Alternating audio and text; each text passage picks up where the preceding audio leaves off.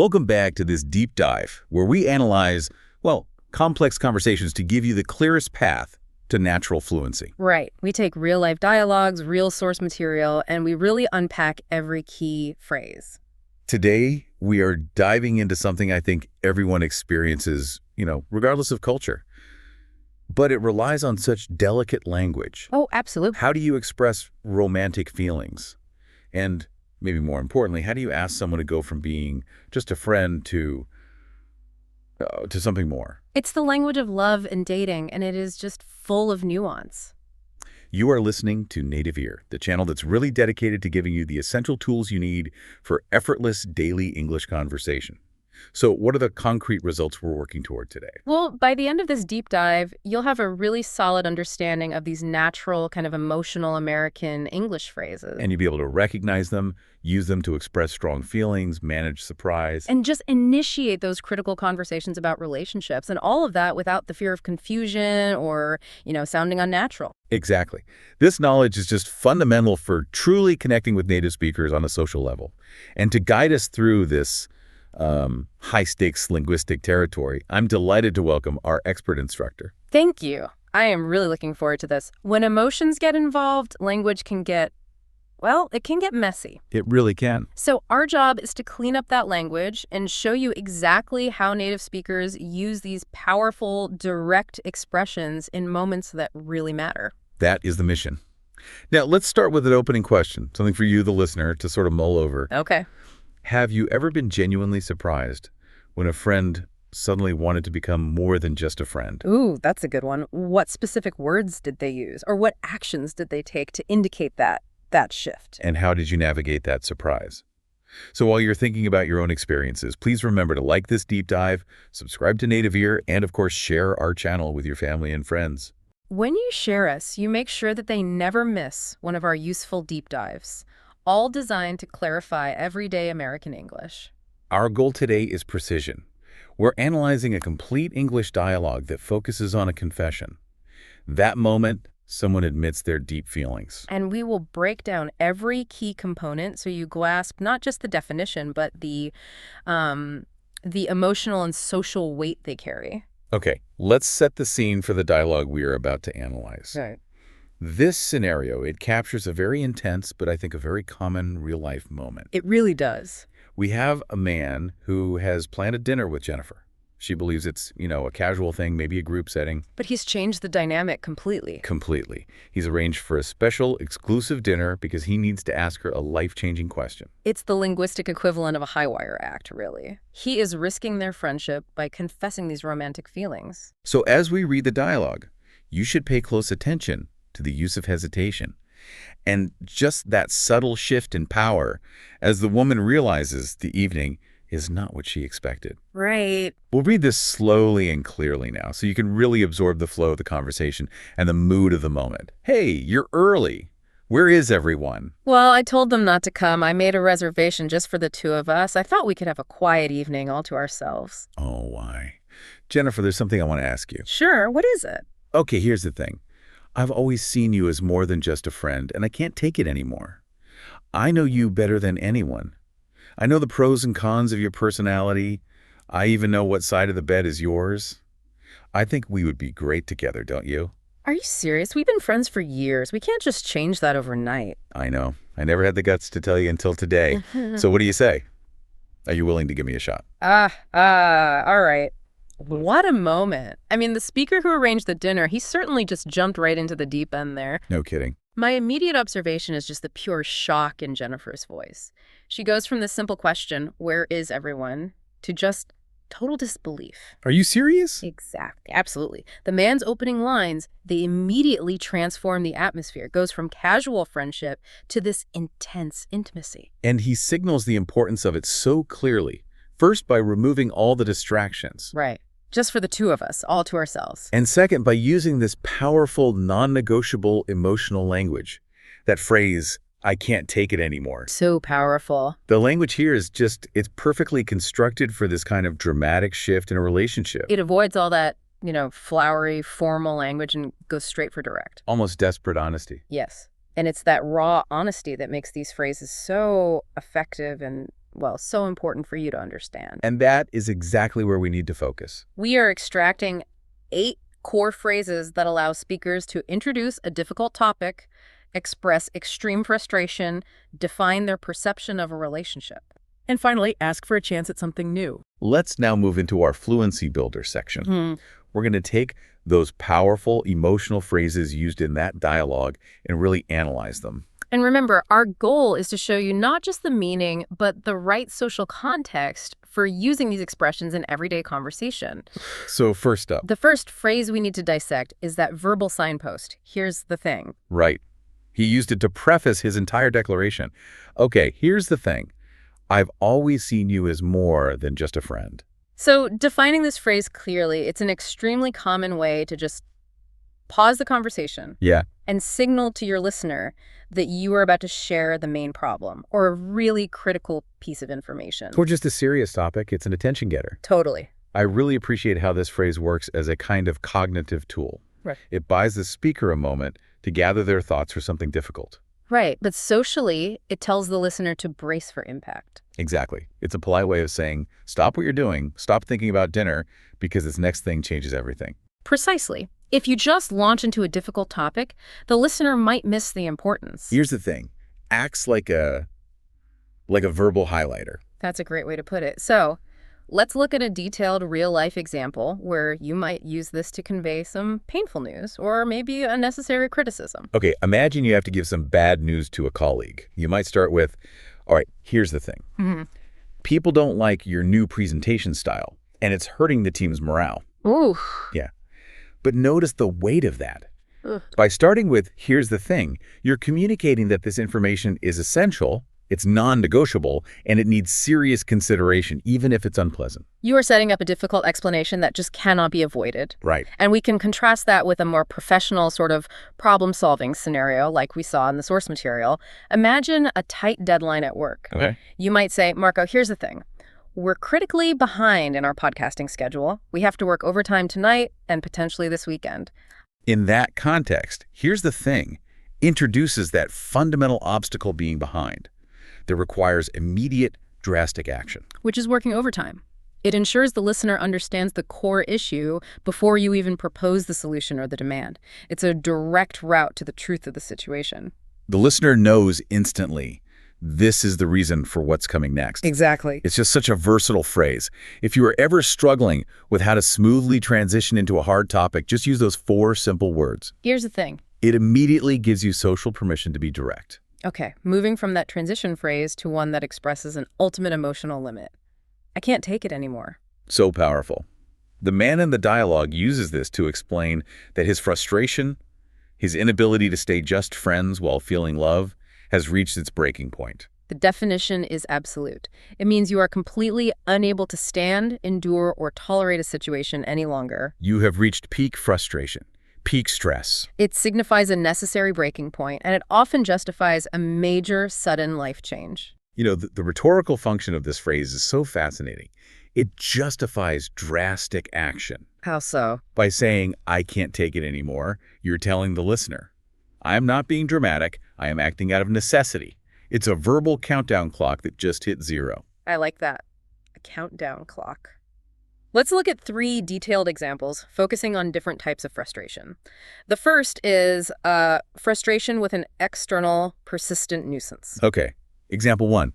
The man next door has been playing loud music and screaming every night for 3 months. I can't take it anymore, I'm going to call the police. So that clearly shows that the noise has moved past just being an annoyance to being utterly intolerable. Right, and it justifies that extreme step of calling the authorities. The usage here is intense. Now let's consider a longer-term stressor, like, say, poor treatment at work. Oh. Example 2. My boss constantly yells at me in front of clients and criticizes my work unfairly. I can't take it anymore. And this shows that the emotional and professional abuse has exceeded what that person is willing to endure. Yeah, the phrase signals to the listener that they should expect a resignation or maybe a confrontation very soon. And finally, linking the phrase directly to a major decision. The frustration is so absolute that it forces an immediate resolution. Right. Example 3, the pressure from school, the demands from my part-time job, and the fighting at home. I can't take it anymore. I'm going to quit the job and just focus on my studies. This usage ties that intense feeling directly to a final, concrete decision. It's the definitive declaration that the person has reached their emotional capacity. And they need a clean break. In our dating dialogue, the man's emotional limit had been reached. He was basically saying, the strain of pretending to be just your friend has destroyed me, and I must make a change, even if it risks everything. That's the power of I can't take it anymore. Mm. Our third key phrase is Jennifer's immediate reaction to the confession. Are you serious? And this phrase just expresses total disbelief and surprise. Fundamentally, this is the simple, informal American English way of saying, really?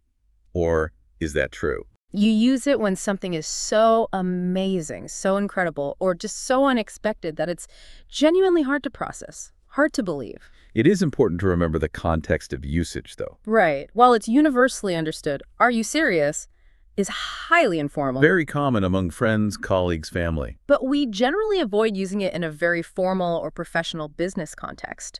You might say something like, can you confirm that information? Instead. Or is that indeed the case? Exactly. The beauty of are you serious lies in its versatility. I mean, depending on your vocal inflection, it can express negative disbelief, amazement, or even shocked happiness. Let's explore 3 examples that show that range. Example 1, disbelief at a sudden negative change. You sold your apartment and decided to leave the country next week. Are you serious? Why the sudden rush? Here, the tone is one of confused urgency. You're seeking confirmation because the change is just baffling and so immediate. Right. And example 2, reacting to positive, truly incredible news. You won the lottery. $50 million? Are you serious? This expresses amazement and excitement. The news is wonderful, but the speaker needs to confirm the reality because it just seems too good to be true. And a third example, reacting to a surprising demand or maybe an unreasonable request. Yeah. You want me to finish 3 weeks of work in 1 day? Are you serious? And in this scenario, the phrase is rhetorical. Totally. The speaker isn't actually asking for confirmation. They're expressing profound indignation or protest that the request is absurd. That's a great point. And Jennifer's use in the dialogue, are you serious? We've been friends for years. It kind of falls between that confused urgency and protest. She's just overwhelmed by the suddenness and the magnitude of the change being proposed to their long-standing relationship. It perfectly captures that emotional chaos of being blindsided. It really does. Our 4th emotional phrase defines the effort required to make the confession. To have the guts. The speaker admitted, I never had the guts to tell you until today. To have the guts. It's an idiomatic way of saying you possess the necessary bravery or courage to do something that is difficult, risky, or frightening. It inherently implies overcoming a significant internal hurdle. Fear, anxiety, something like that. Let's pause here for a fascinating linguistic detail that I think helps cement the meaning. The word guts literally means your internal organs, your stomach, intestines. Your viscera. Exactly. And in many cultures, the seat of courage is believed to be in the abdomen or the heart. So when you are brave, you metaphorically have guts. It suggests strength originating from a deep internal place, not just some superficial willingness. And the opposite, not having the guts, just means the fear is too strong to overcome. Let's analyze 3 common fears addressed by this phrase. Okay. Example 1, lacking courage for a risky physical activity. I want to try it, but I just don't have the guts to go skydiving. That seems too dangerous. So this addresses pure physical fear and the lack of willingness to take a significant bodily risk. Right. Example 2, lacking the courage related to public scrutiny or performance anxiety. So, the audition for the play was today, but I canceled. I don't have the guts to give a speech or perform in front of 1,000 people. This relates to social anxiety, the fear of judgment, or just the mental effort required for public exposure. And example 3, lacking the courage to set boundaries or challenge authority. You might say, I saw the mistake in the contract, but I never had the guts to say no to my boss or correct his error. And this describes a failure to assert oneself, often due to fear of professional repercussions or just conflict. In the dialogue, the man needed the guts to risk his friendship. The decision to tell Jennifer he loved her was difficult because the consequence of rejection meant, well, losing her entirely. He finally gathered that internal strength, the guts, to make that leap. Understanding this phrase helps you articulate why difficult actions remain undone. We've completed our analysis of the intense emotional language. Now we're going to shift to 4 situational phrases. These are essential for establishing context, defining the setting, and clarifying the boundaries of a relationship. They help shape the reality of the conversation.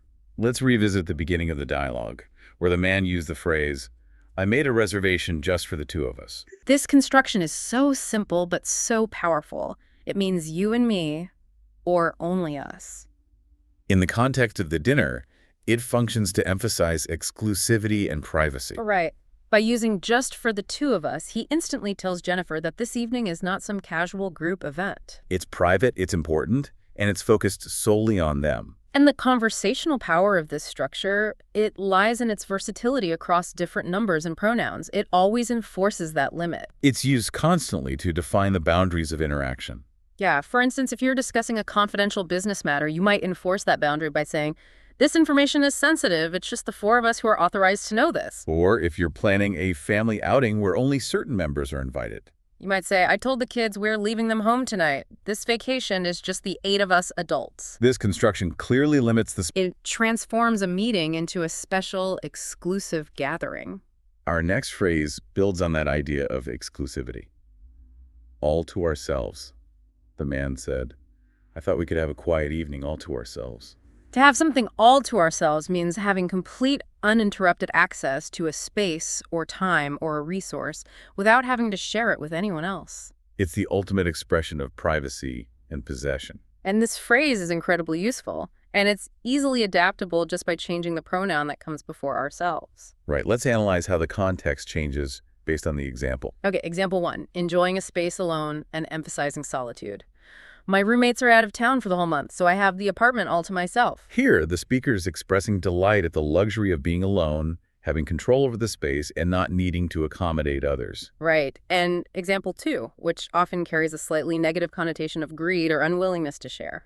He bought a giant tub of ice cream and is sitting in the corner trying to eat the whole thing all to himself. This usage implies possessiveness. He intends to consume the entire thing without offering any to others. In the dating dialogue, the function is crystal clear. Having the evening all to ourselves ensures there are no friends to interrupt, no external opinions. No distractions. It forces Jennifer to confront the man's request directly and privately, making the moment unavoidable and intense. This is perhaps the most crucial phrase for understanding the relationship pivot. The man states, I have always seen you as more than just a friend. I've always seen you as. It's a profound statement because it defines a long-held perception, the way you categorize or think about or consider that person. It establishes a baseline definition that the speaker is about to challenge or redefine.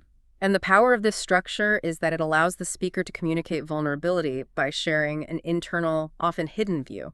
Let's look at a few different ways this internal definition can be communicated. Okay, example 1, establishing the starting line, just like in the dialogue, I've always seen you as a close, trustworthy friend. This defines the current stable platonic status. The addition of more than just a friend signifies the speaker's desire to move beyond that boundary. Right. Example 2, defining a professional characteristic or role. Even when you were just an intern, I've always seen you as a future CEO of this company. Here, the speaker is acknowledging an intrinsic quality or potential they observed early on, setting up a complement or a definition of expectations. And example 3, defining a support role. Through all the chaos in my life, I've always seen you as my rock, the person who keeps me grounded. This expresses the deepest level of trust and emotional reliance. In all these cases, the phrase establishes a history of internal thought that is now being made public. And it invites the listener to accept that definition. Our final phrase is the ultimate appeal for opportunity.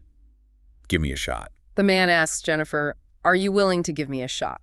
To give someone a shot is a direct, informal idiom that means to take a chance on that person or to give them an opportunity to prove themselves. It's an appeal for a trial period, often used when the person asking knows they're facing skepticism or doubt or strong competition. This phrase is remarkably frequent across professional and personal boundaries. It communicates a high degree of conviction in one's own potential, coupled with the recognition that the decision maker might be hesitant. Jennifer, the HR manager, the coach. Exactly. Let's analyze 2 scenarios that showcase its versatility and urgency. Okay. Example 1, asking for a chance to demonstrate ability, maybe against a tight deadline or a high standard. I know the initial design failed, but I completely fixed the code.